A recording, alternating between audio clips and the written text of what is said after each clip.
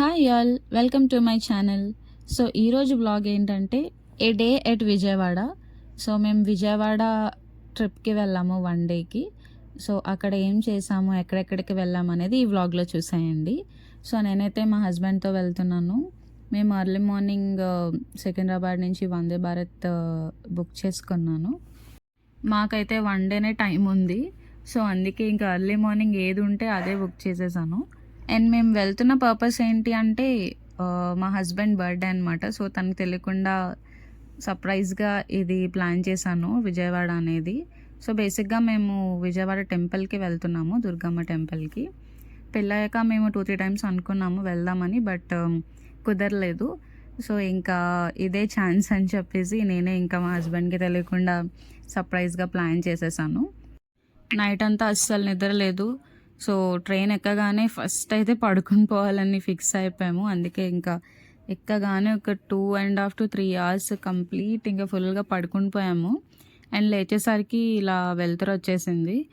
And చూడగానే ఇక్కడ మంచి మంచి పొలాలు అవి కనిపిస్తున్నాయి అనమాట. కొంచెం సేపు అలాగ వాటిని చూసుకుంటూ జర్నీని బాగా ఎంజాయ్ చేసాము ఇద్దరం. యాక్చువల్గా అయితే నేను ఓన్లీ టెంపుల్ ప్లాన్ చేశాను, బట్ దానికి ఇంకొక 2 ప్లేసెస్ కూడా యాడ్ అయిపోయాయి. సో అవేంటి అనేది ఫర్దర్గా చూడండి వీడియోలో. అండ్ మీరు కూడా ఎప్పుడైనా విజయవాడ 1 డేకి వెళ్దాం అనుకున్నప్పుడు ఇది యూస్ఫుల్ అవుతుంది మీకు, ఎక్కడికి వెళ్ళొచ్చు ఏంటి. ఇక్కడ ఆల్మోస్ట్ విజయవాడ స్టేషన్ దగ్గరికి వచ్చేసాము.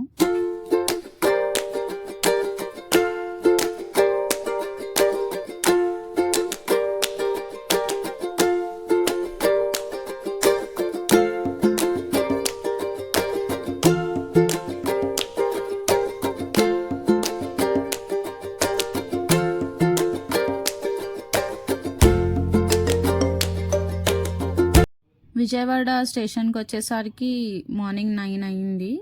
సో ఇక్కడ నుంచి ఫస్ట్ అయితే ఇంకా టెంపుల్కి స్టార్ట్ అయిపోతున్నాము. నేనైతే విజయవాడ ఇదే ఫస్ట్ టైం రావడం. సో ఈ సిటీలోకి ఎప్పుడూ రాలేదు, ఎలా ఉంటుందో ఏంటో కూడా నాకు తెలీదు. సో మేము ఫస్ట్ అయితే కృష్ణానది దగ్గరికి వెళ్ళి కాళ్ళు తడుపుకొని అప్పుడు గుడికి వెళ్దాం అనేది మా ప్లాన్. సో దానికోసం ఒక ప్లేస్కి వెళ్దాం అనుకున్నాం, బట్ టెంపుల్ నుంచి అది చాలా దూరం అంట. సో అక్కడ టెంపుల్కి దగ్గరగా ఉండే దుర్గా ఘాట్ దగ్గరికి వెళ్తున్నాం ఇంకా లాస్ట్. ఇక్కడ ఆటో నార్మల్గా బార్గెన్ చేసుకునే బదులు మనం ర్యాపిడో ఆర్ ఊబర్లో బుక్ చేసుకొని వెళ్ళడమే బెస్ట్ అనిపించింది. ఎందుకంటే ప్రైజెస్ ఊబర్ ర్యాపిడోనే నాకు తక్కువగా అనిపించాయి. మేమైతే ఫస్ట్ స్టేషన్ దగ్గర నుంచి ఘాట్కి నార్మల్గానే మాట్లాడాము. అదే ప్రైజ్ నేను ఊబర్లో చూస్తే చాలా అంటే చాలా తక్కువ ప్రైజ్కే ఉంది. బట్ ఇంకేం చేస్తాం, ఆల్రెడీ బార్గెన్ చేస్తాం కాబట్టి ఇంకా వెళ్ళాల్సి వచ్చింది. అండ్ ఇక్కడ ఇది ప్రకాశం బ్యారేజ్ చూడండి ఎంత పెద్దగా ఉందో అది. అసలు నేనైతే ఫస్ట్ టైం చూస్తున్నాను, ఎప్పుడు వినడమే కానీ చూసింది లేదు.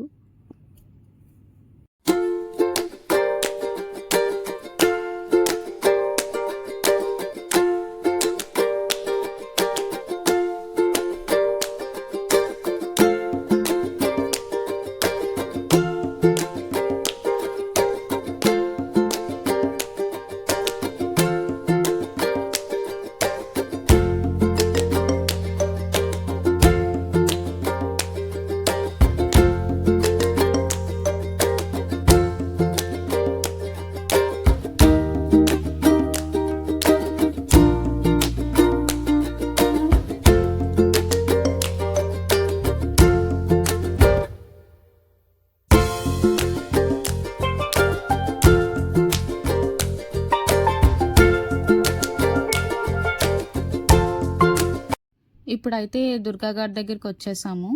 ఇక్కడ రైట్ సైడ్ టెంపుల్ ఉంటుంది అండ్ లెఫ్ట్ సైడ్ ఘాట్ ఉంటుంది. అండ్ ఆ రోజైతే చాలా అంటే చాలా జనం ఉన్నారు, ఎందుకంటే ఆ రోజు సండే. సో అక్కడికి వెళ్ళే బస్సెస్, కొండపైకి వెళ్ళే బస్సెస్ అయినా ఏవైనా చాలా రష్గా ఉన్నాయి. అండ్ ఇక్కడ క్లీన్గా లేదు అసలు పువ్వులు పళ్ళు ఏవేవో అన్నీ అలా పడేసి ఉన్నాయి, వాటర్లోనే ఉన్నాయి. మేమైతే ఇంకా కాళ్ళు తడుపుకొని అలా వాటర్ మీద జల్లుకొని దండం పెట్టేసుకొని ఇంకా టెంపుల్కి అయితే స్టార్ట్ అయ్యాము. అండ్ టెంపుల్కి వెళ్ళే దారిలో అయితే ఇలా చిన్న చిన్న షాప్స్ ఉన్నాయి.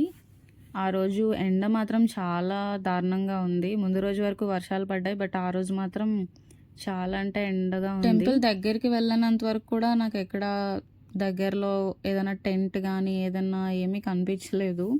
సో ఎండలోనే ఇంక అలా నడుచుకుంటూ వెళ్ళిపోయాము టెంపుల్ దగ్గరికి. ఇక్కడ టెంపుల్లో 7th ఫ్లోర్లో అమ్మవారి గుడి ఉంటుందన్నమాట. సో 7th ఫ్లోర్ వరకు ఐదర్ మనం స్టెప్స్లో వెళ్ళొచ్చు, లేదంటే లిఫ్ట్ ఉంటుంది. మేమైతే ముందే ఆన్లైన్లో 500 రూపీస్ టికెట్స్ బుక్ చేసేసుకున్నాము గర్భగుడి దర్శనానికి. సో మేము డైరెక్ట్గా లిఫ్ట్లోనే వెళ్ళిపోయామన్నమాట 7th ఫ్లోర్కి. అండ్ ఇది 7th ఫ్లోర్. ఇక్కడ నుంచి మనం ఆ గోపురం లోపలికి వెళ్తే అమ్మవారి గుడి ఉంటుందన్నమాట. యాక్చువల్గా ఇక్కడ 7th ఫ్లోర్లో బ్యాగ్స్ అవి పెట్టుకోవడానికి స్టాల్స్ ఉంటాయి అనుకున్నాము, బట్ లేవు. సో ఏదన్నా ఉంటే మనం గ్రౌండ్ ఫ్లోర్లోనే పెట్టేసుకొని వెళ్ళిపోవడం బెస్ట్, ఇక్కడికి వచ్చి ఇబ్బంది పడే కన్నా. అండ్ ఫైనలీ మా దర్శనం అయితే అయిపోయింది. అండ్ కిందకి వచ్చేసాక ఇక్కడ ప్రసాదం తీసుకున్నాము. యాక్చువల్గా 500 టికెట్ వాళ్ళకి ఫ్రీగా లడ్డు అది ఇస్తారు. అది దానికోసం అడిగితే కింద నుంచి పైకి వెళ్ళమంటారు, పైనుంచి కిందకి వెళ్ళమంటారు. ఇంకా ఇదంతా కాదు అని చెప్పేసి ఇంకా మేమే ఎక్స్ట్రా లడ్డూలు కూడా తీసేసుకున్నాము. ఇప్పుడైతే ఫుల్ ఆకలి మీద ఉన్నాం, ఎందుకంటే మార్నింగ్ 5కే ట్రైన్ ఎక్కేసాం, ఏం తినలేదు. దర్శనం అయ్యేసరికి మాకు 11-12 దాటేసింది యాక్చువల్గా. ఇంకా పక్కనే ఇలా వీధుల్లో ఒక మీల్స్ దొరికే ప్లేస్కి వచ్చేసాము. అండ్ మీల్స్ అంతేం బాగాలేవు, బట్ ఓకే, ఏదో ఆ టైంకి ఆకలి తీరడానికి బాగానే అనిపించింది. అండ్ ఇక్కడ నుంచి మేము వేరే ప్లేస్కి వెళ్తున్నాము. ఆ ప్లేస్ ఏంటంటే మంగళగిరి. సో ఇక్కడ నుంచి జస్ట్ 30 మినిట్సే. అక్కడ నరసింహస్వామి టెంపుల్ ఉంటుంది. బేసిక్గా ఆ స్వామిని పానకాల స్వామి అంటారంట. నేనైతే ఫస్ట్ టైం వింటున్నాను, నేనైతే ఎప్పుడు వినలేదు. అండ్ ఫస్ట్ టైం వెళ్తున్నాను కూడా. దుర్గమ్మ టెంపుల్ నుంచి ఆటో ఎక్కి ఇక్కడ మంగళగిరికి వచ్చేసాము. ఇక్కడ నుంచి కొండపైకి ఇంకొక ఆటో ఎక్కాలన్నమాట. అంతలోపు చాలా దాహం వేసి ఇంకా లెమన్ సోడా తీసుకుంటున్నాము. అయినా సమ్మర్లో బయటకు వచ్చామంటే ఇంకా ఏదో ఒకటి తాగుతూనే ఉండాలి, లేదంటే అస్సలు ఎనర్జీ ఉండదు. ఇంకా ఇక్కడ ఆటో తీసుకొని కొండపైకి వచ్చేసాము. ఇప్పుడు ఇంకా దర్శనానికి వెళ్ళాలి.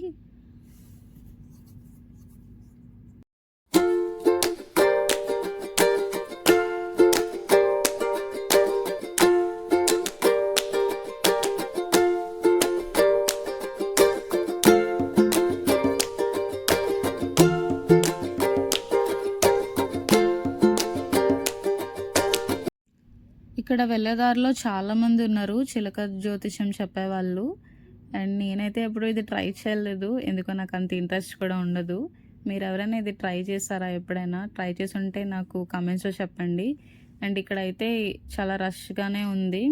ఇంకా ఫ్రీ దర్శనానికి వెళ్ళే ఓపిక లేక 100 రూపీస్ టికెట్కి వెళ్ళిపోయాము. అయినా సరే మాకు దర్శనం అయ్యేసరికి 30 మినిట్స్ పట్టింది. అండ్ ఇదైతే కొండపై నుంచి వ్యూ, మొత్తం ఊరంతా కనిపిస్తుంది. అండ్ వ్యూ అయితే చాలా అంటే చాలా బాగుంది. ఇక్కడ ఇలా పానకం ఇస్తారనమాట గుడిలోని, దానికి మనం టికెట్ తీసుకోవాలి. అండ్ దేవుడి దగ్గరికి వెళ్ళినప్పుడు అక్కడ మనకు ఒక చిన్న బిందెతోని పానకం ఇస్తారు. అది మనం బయటకు తెచ్చుకొని ఒక బాటిల్లో ఏమైనా వేసుకొని మనం ఇంటికి పట్టుకెళ్ళి అక్కడ నుంచి వేరే ప్లేస్కి వచ్చాము. అదేంటంటే భవానీ ఐలాండ్. సో ఇదైతే మా ఫ్రెండ్స్ సజెస్ట్ చేశారు, బాగుంటుంది వెళ్ళండి అని చెప్పి. సో అందుకే ఇంక ఇక్కడికి ప్లాన్ చేసాము. ఇక్కడికి ఫస్ట్ పార్క్ లాగా ఉంటుంది స్టార్టింగ్లో ఎంట్రన్స్. అండ్ దానికైతే ఒక 10 రూపీస్ టికెట్ ఉండింది ఎంట్రీకి. ఇక్కడ నుంచి మనం బోట్లో కృష్ణానది మీద ఒక ఒడ్డు నుంచి ఇంకొక ఒడ్డుకి వెళ్తాం అన్నమాట. అక్కడైతే ఒక పార్క్ లాగా ఉంటుంది మొత్తం. And different types of guest rooms అలా ఉంటాయన్నమాట అక్కడ. అంటే లైక్ అక్కడ స్టే కూడా ఉండొచ్చు. అండ్ మనకి ఏమైనా birthday parties or any other type of parties ఏమైనా చేసుకోవాలన్నా అక్కడ ఫెసిలిటీస్ ఉంటాయన్నమాట. ఆ ప్లేస్కి వెళ్ళాలంటే ఇలా బోట్స్లో వెళ్ళాలి. దానికైతే 120 రూపీస్ టికెట్ అనమాట. సో మేము టికెట్ తీసుకొని ఇంకా బోట్ ఎక్కుతున్నాము ఇక్కడ. అండ్ బోట్ రైడ్ అయితే చాలా బాగుంది. ఇక్కడ బోట్ ఎక్కడానికి వెళ్తున్నాము. ఒకటి పెద్ద బోట్ ఉంది, ఇంకోటి చిన్నది ఉంది. పెద్దది ఆల్రెడీ ఫిల్ అయిపోయిందని ఇంకా చిన్న దాని మీదకి వెళ్ళాము.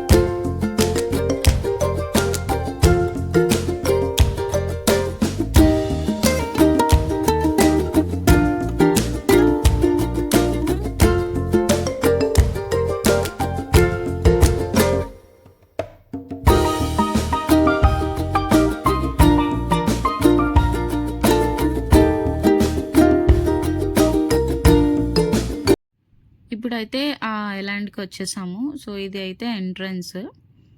ఇక్కడ నుంచి లోపలికి వెళ్తున్నాము. నాకైతే మొత్తం పార్క్ లాగే అనిపించింది. పెద్ద ఇంట్రెస్టింగ్ అయితే ఏం లేదు. లోపల కొన్ని వాటర్ రైడ్స్ ఉన్నాయి. Like speed boat, pedal boat అలా డిఫరెంట్ టైప్స్ ఆఫ్ రైడ్స్ ఉన్నాయన్నమాట. అది తప్ప మాకైతే అంత ఏం అనిపించలేదు.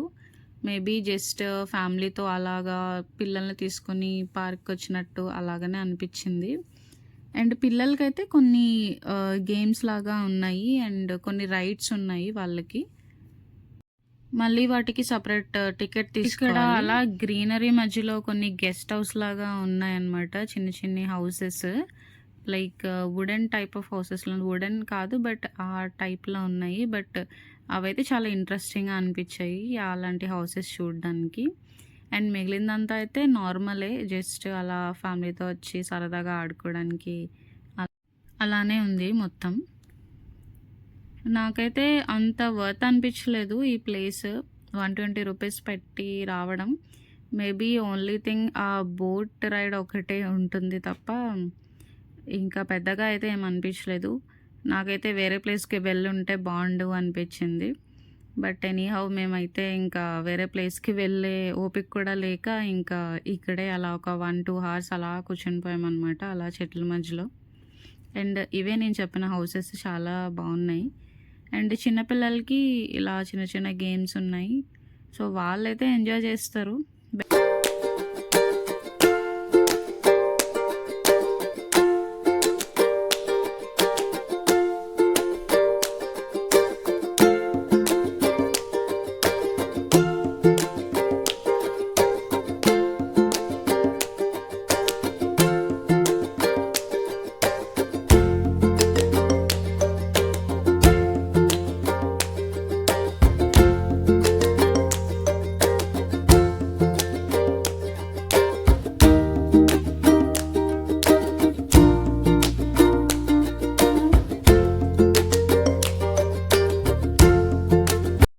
ఈ ప్లేస్లో అలా ఏదో ఒకలాగా 6 o'clock వరకు గడిపేసి ఇంకా ఆకలేస్తుందని అలా ఒక రెస్టారెంట్కి వెళ్ళాము. సో ఇది మా ఫ్రెండ్స్ సజెస్ట్ చేశారనమాట, ఆర్ఆర్ దర్బార్ అని చెప్పేసి. సో ఫస్ట్ ఎలా ఉంటుందో ఏంటో అనుకున్నాం, కానీ మేము తిన్నది వెజ్ అయినా సరే చాలా అంటే చాలా బాగుందన్నమాట ఫుడ్. సో వెజ్ అలా ఉంటే ఇంకా నాన్ వెజ్ ఎలా ఉంటుందో అని అనుకున్నాం. బట్ చాలా బాగుంది ఫుడ్ అండ్ అంబియన్స్ కూడా చాలా రిచ్గా ఉందన్నమాట. అండ్ ఫైనలీ మా ట్రిప్ అయితే దీంతో అయిపోయింది. ఇంక ఇక్కడ నుంచి నైట్ 11కి ట్రైన్ ఉంది. సో ఇక్కడ తినేసి కొంతసేపు స్టేషన్లో ఏసీ వెయిటింగ్ హాల్లో ఉండి ఇంకా ట్రైన్ రాగానే ఎక్కేసాము. అండ్ ఇలా అయితే మా ట్రిప్ ఎండ్ అయింది. ఈ వీడియో కనుక మీకు నచ్చితే please like, share and subscribe to my channel.